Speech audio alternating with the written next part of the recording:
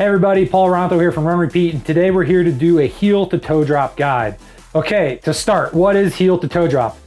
Very simplistically, it is the measurement of drop from the heel to the toe of the shoe, giving the running shoe a possible forward angle.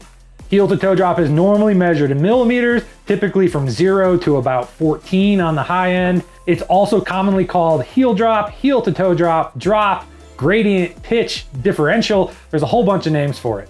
One thing drop should not be confused with is stack. Stack height is simply the measurement of distance from your foot to the ground, usually based on the amount of foam under your foot. There's two stack heights in every shoe. There's a heel stack height and a forefoot stack height. And the difference between that heel stack and that forefoot stack height gives you your drop measurement. There's typically 4 categories in drop, starting with the lowest one, the 0 drop shoe.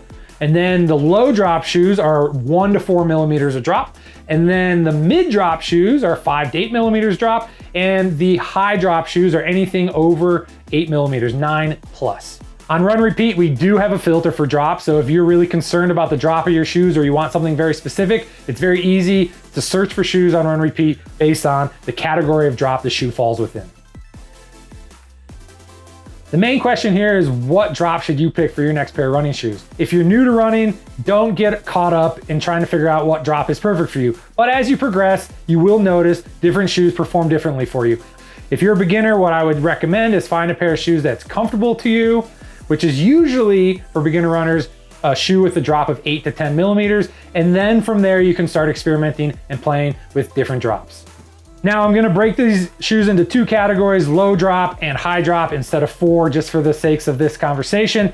Let's say lower drop is anything from 0 to about 5 or 6 millimeters. These shoes are better designed for runners who are forefoot strikers and midfoot strikers. They also tend to help runners who have had past knee or hip injuries. Lower drop shoes tend to put a little more strain on your foot and ankle, and it gives your knees and your hips a little bit of relief. Also, trail shoes tend to be lower drop shoes. Because of the varied terrain out on a trail run, you need to be able to balance a little bit quicker. You need to be able to react to different terrain on the fly. And so lower drop shoes do have a slight advantage in the trail arena. As for the higher drop shoes, so let's say from about 7 millimeters to 14 millimeters, these shoes are really a little bit more ideal for the heel strikers in the group. So people landing on their heel that roll through their gait.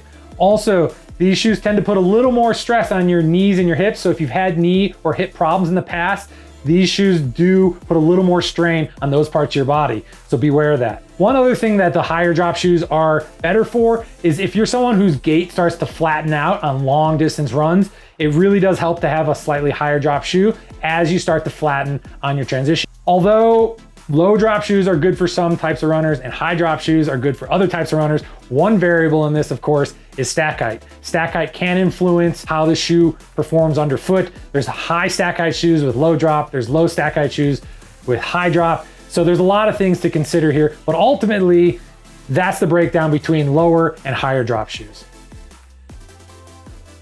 Okay, let's talk about specifically how these impact you as a runner. Now, before I get into this, if you're changing your shoe drastically, let's say from a 10 millimeter to a 4 or 2 or 0 millimeter, that's a pretty big change and your body's gonna notice. So we really wanna urge you to take it easy when you change your shoes, especially if you're changing the drop in your shoes significantly. Your legs are gonna take a little bit of time to get used to the changes, whether you're going up or down. So ease into it. Drop your running schedule, drop your pace a little bit for the first few runs, just so that your body can adjust to the new platform underfoot.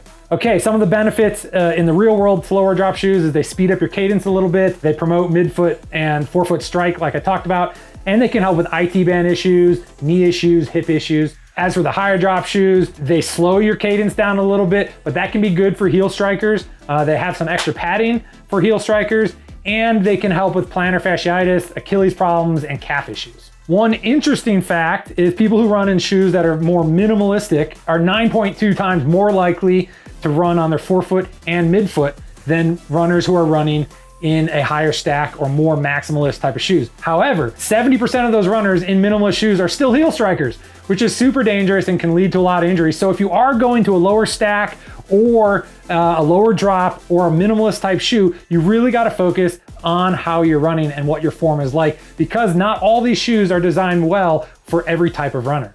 Heel striking issues in a shoe like this can be a big problem. As I mentioned, stack height is interdependent. It's not connected to drop. As you can see here, we've got a majorly big stack height shoe, but this is only 4mm drop. We've also got big stack height here in the Caldera, 4mm drop trail shoe. We've got a minimalist shoe with very low stack height, and this is a 4mm drop. So these two shoes have the same amount of drop. Very interesting. Also, we've got road shoes with 5mm drop with lots of stack, and road shoes with 12mm drop with about the same amount of stack height. So there's a lot of variabilities amongst all these shoes. So you really got to test them out, figure out which ones work best for you, figure out which ones lead to different pains or alleviate different pains before you find the type of drop that works best for each individual runner. Obviously, one thing we didn't talk a ton about are the new super shoes that have carbon plates. Most of them tend to be about 8mm in drop, but they have really high stack heights, a really bouncy platform to run on. They've got a lot more rocker underfoot. Again, more variables to think about when you're buying running shoes. It's not just about drop. Overall, there's no one perfect shoe for everybody. Research doesn't say that zero drop shoes are better for everyone. It also doesn't say that 12 to 14mm drop shoes are better for everyone.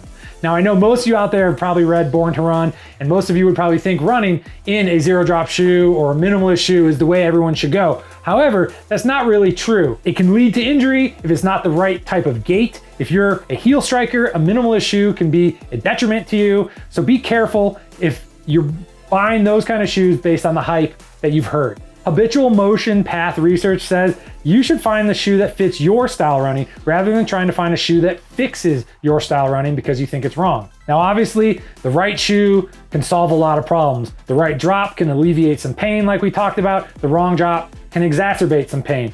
So make sure that you're trying out a variety of shoes before you just pick one because you think it's gonna be the right shoe for you. Make sure you make your way over to RunRepeat.com/guide. We've got a ton of information like this, and our goal is to make it as easy for you as possible to buy your next pair of running shoes.